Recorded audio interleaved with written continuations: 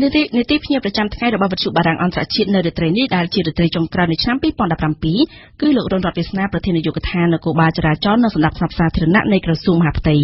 លោករនរដ្ឋវាសនាអះអាងថាសម្រាប់យប់នេះនិងនៅថ្ងៃស្អែកដែលជាថ្ងៃបុណ្យចូលឆ្នាំសកលនោះប៉ូលីសចរាចរណ៍នៅតាមបណ្ដាខេត្តទេសចរណ៍នានាក្នុងប្រទេសកម្ពុជានឹងរឹតបន្តឹងលើការត្រួតពិនិត្យការបើកបរដើម្បីបញ្ជាពីបញ្ហាគ្រោះថ្នាក់ផ្សេងៗជាមួយគ្នានេះដែរលោកក៏បានអំពាវនាវឲ្យអ្នកបើកបរទាំងអស់ត្រូវជៀសឆ្ងាយពីគ្រឿងស្រវឹងដើម្បីឲ្យការបើកបរប្រកបដោយសុវត្ថិភាពនៅក្នុងឱកាសបុណ្យចូលឆ្នាំសកលនេះសូមស្ដាប់បទសម្ភាសន៍រវាងវណ្ណសកុលធាននិងលោករនរដ្ឋវាសនាដូចតទៅជំរាបសួរអាដាមរនរដ្ឋវាសនាបាទសូមជម្រាបសួរអាដាមនៅយប់នេះគឺនៅម៉ោង 12 នេះនឹងមានកម្មវិធីឆ្លងឆ្នាំសកលចូលឆ្នាំថ្មីឆ្នាំ2018សម្រាប់ផ្នែកចរាចរណ៍និងសម្រាប់សាធារណៈមានការរៀបចំបែបណាដែរសម្រាប់យប់នេះក៏ដូចជានៅថ្ងៃស្អែកដែលជាថ្ងៃចូលឆ្នាំសកលទី1នោះបាទអរគុណដល់សុខរាំងយើងឃើញហើយថាឲ្យតែមានបុណ្យទានជាពិសេសថ្ងៃឆ្លងឆ្នាំអញ្ចឹងយើងឃើញថាគណៈចរាចរណ៍តែងតែកើតមានច្រើនជាងថ្ងៃ10ដងហើយជាទូទៅសមត្ថកិច្ចយើងឲ្យតែពាក់ព័ន្ធថ្ងៃបុណ្យទានជាពិសេស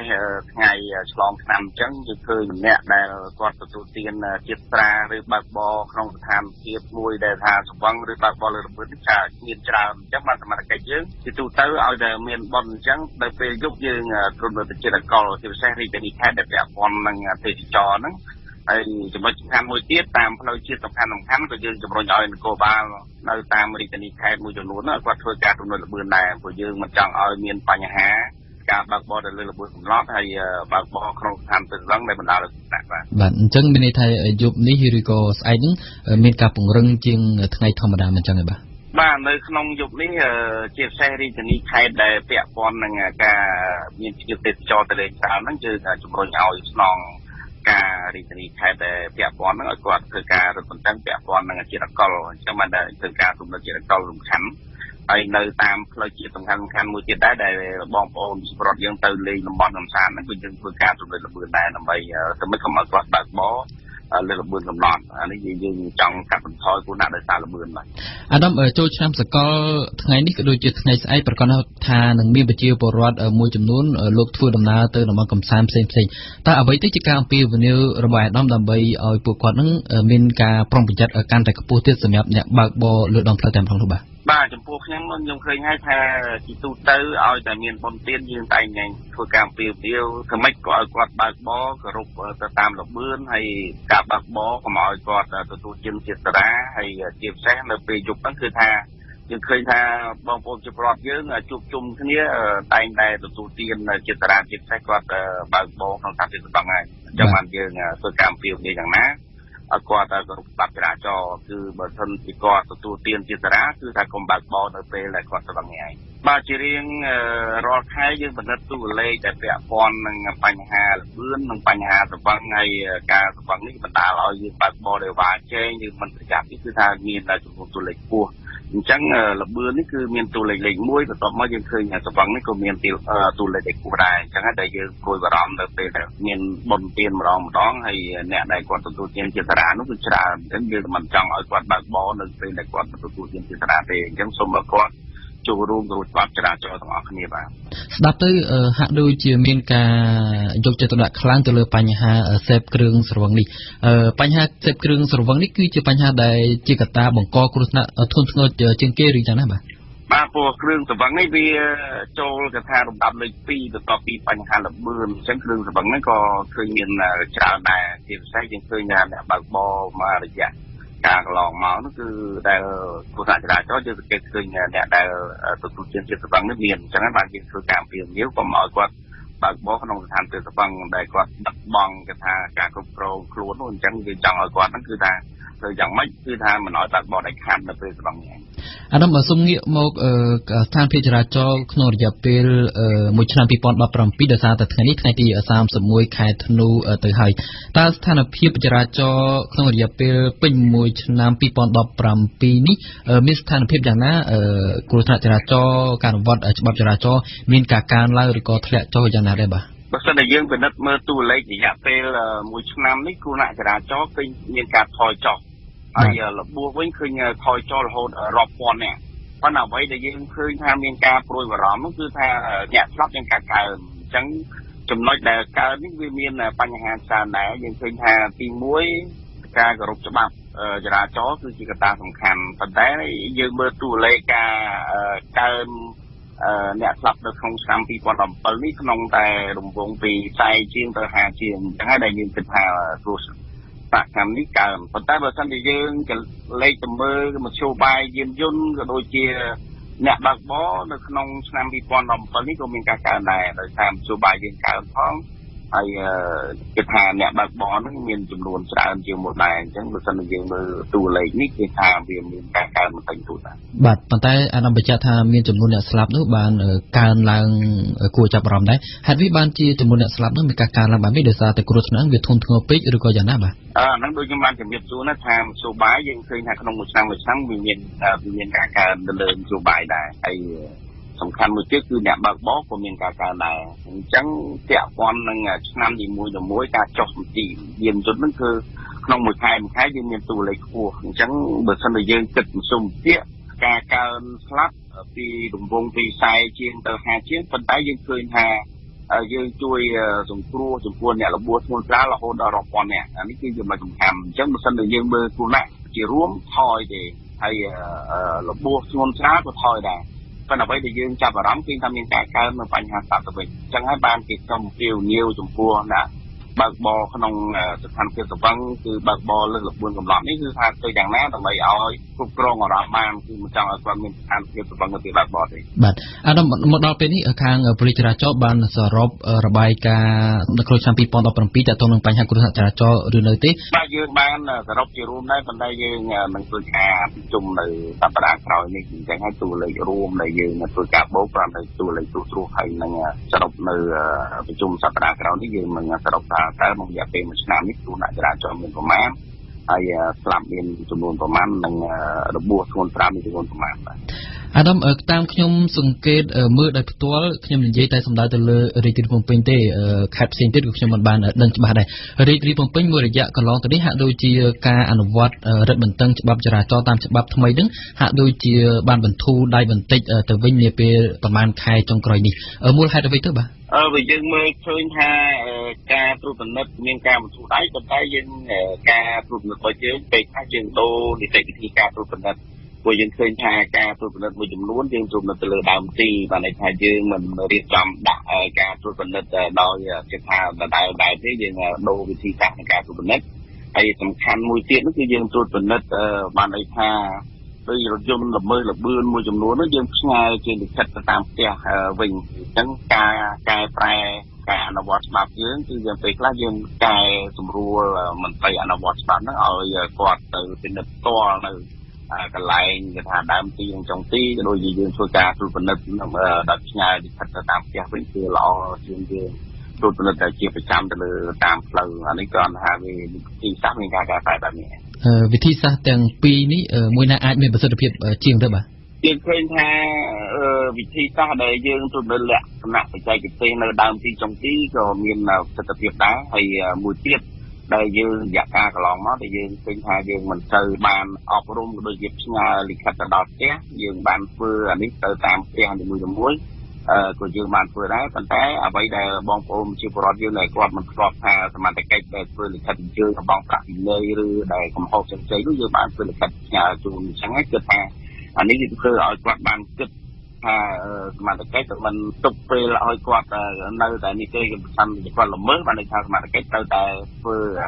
លិខិតស្នាមក៏ដូចជាលិខិតពាក់ព័ន្ធនឹងបទល្មើសរបស់គាត់នោះគឺទទួលទៅគាត់តែម្ដងបាទអានោះបើតាមខ្ញុំចាំនៅប្រហែលថ្ងៃកន្លងមកនេះសម្ដេចសខេងលោកក៏បានលើកឡើងនិងបានស្នើឲ្យប៉ូលីសចរាចរណ៍នឹងពង្រឹងការអនុវត្តច្បាប់ចរាចរណ៍ឡើងវិញនេះអាចមកពីដោយសារតែខ្ញុំលើកឡើងខាងដើមដោយសារតែមានការបន្ធូរបន្ថយទេឬក៏យ៉ាងម៉េចបានជាសម្ដេចសខេងលោកបានអំពាវនាវជាថ្មីបែបនេះបាទ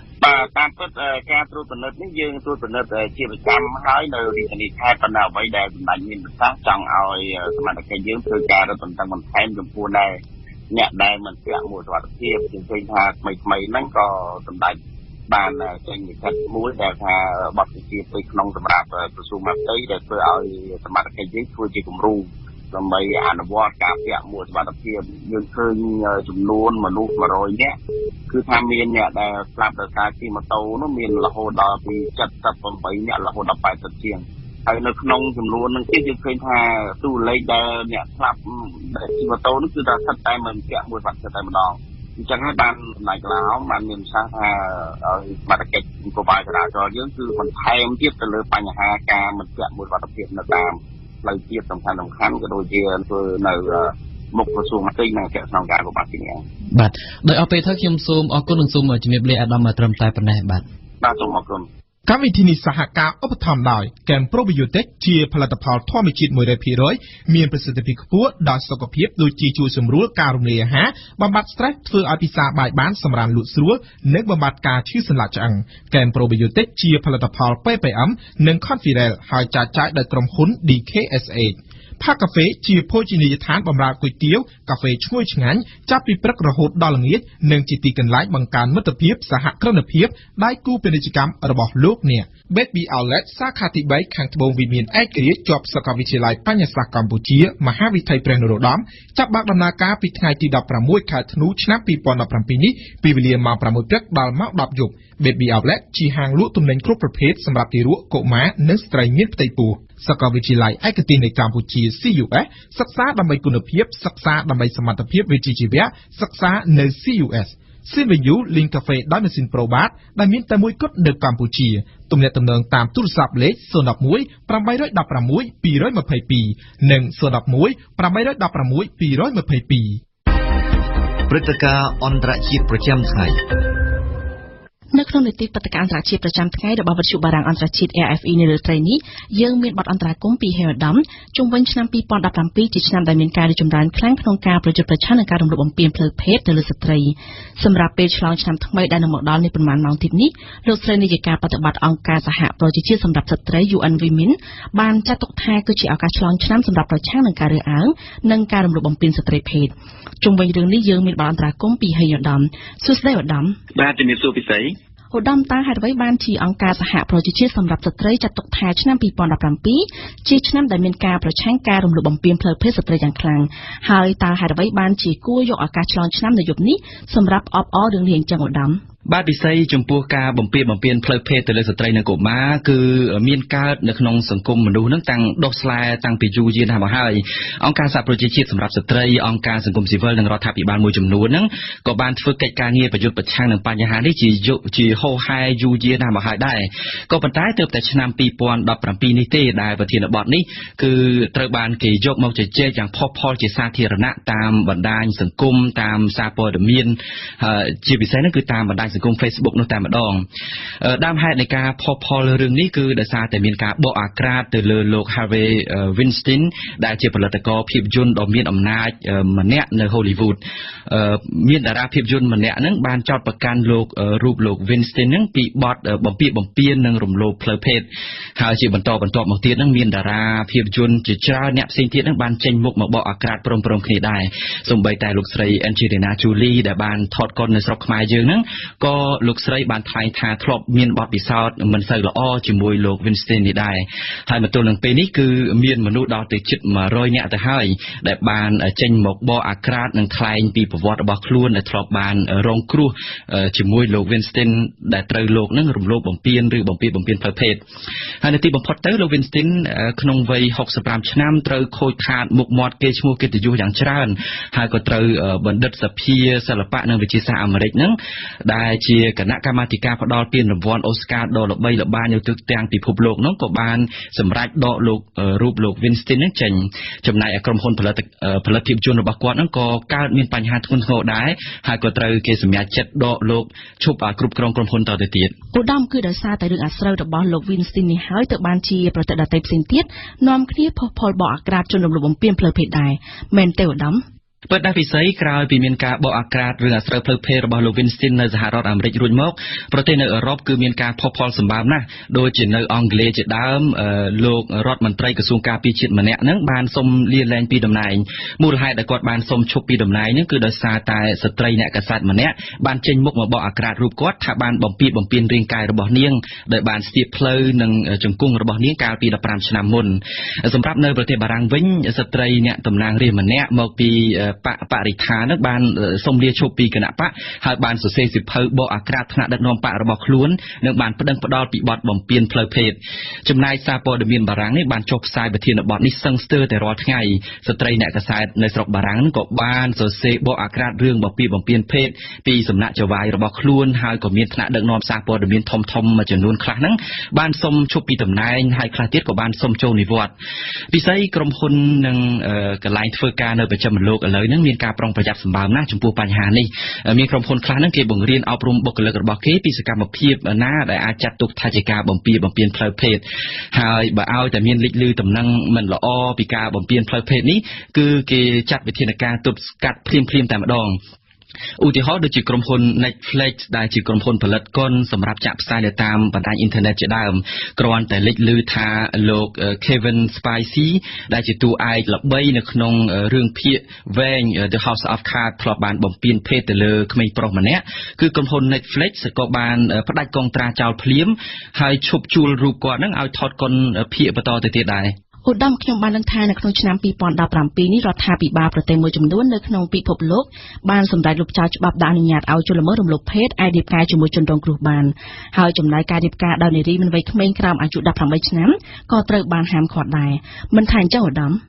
ពិសេសលើកនេះគឺពិតជាត្រឹមត្រូវហើយប្រទេសមួយចំនួននៅតំបន់អារ៉ាប់ដូចជាលីបង់ទុយនេស៊ីយ៉ូដានីជាដើមនឹងបានសម្រេចលុបចោលច្បាប់ដែលពីមុនមកអនុញ្ញាតឲ្យបរិសុទ្ធដែលរំលោភស្ត្រីហើយអាចរៀបការយកនារីនោះជាភរិយាបានថែមទៀតផងក៏ប៉ុន្តែនៅពេលនេះច្បាប់ដូចនេះគឺត្រូវលុបចោលហើយនេះគឺជាការសម្រេចជោគជ័យមួយរបស់ចលនាលើកតម្កើងស្ត្រីនៅតំបន់អារ៉ាប់ហើយគេសង្ឃឹមថាឆ្នាំថ្មីខាងមុខហ្នឹងគឺមានប្រទេសផ្សេងទៀតនៅក្នុងតំបន់សហព័ន្ធអារ៉ាប់ហ្នឹងក៏នឹងអនុវត្តដូចនេះដែរពិសេសខ្ញុំចង់បញ្ជាក់ដែរថាការចាប់កូនស្រីរៀបការនៅអាយុក្មេងអាយុ12 13ឆ្នាំឬ15 16ឆ្នាំហ្នឹងគឺជារូបភាពនៃការរំលោភបំពានផ្លូវភេទមួយដែរប្រទេសមួយចំនួនដូចជាម៉ាឡាវី ហុងឌុយរ៉ាស សាវ៉ាដ័រឬកូតេម៉ាឡាជាដើមហ្នឹងគឺបានហាមឃាត់អាពាហ៍ពិពាហ៍បែបនេះចំណែកនៅឥណ្ឌាវិញច្បាប់ដូចនេះក៏មានចែងដែរក៏ប៉ុន្តែទម្លាប់នៅក្នុងការអនុវត្តនៅតែបន្តឃើញមានជាញឹកញយណាស់គឺឃើញថាមានកូនកំមុំហ្នឹងមានពេលខ្លះមានអាយុ13 14ឆ្នាំផងទោះបីជាយ៉ាងណាក៏ដោយអង្គការសហប្រជាជាតិសម្រាប់ស្ត្រីនេះសង្ឃឹមនឹងមិនចង់ឃើញឆ្នាំថ្មីរូបភាពទាំងអស់ហ្នឹងកើតមានបន្តទៅទៀតនោះទេអរគុណឧត្តមសម្រាប់បទអន្តរាគមន៍នាថ្ងៃនេះ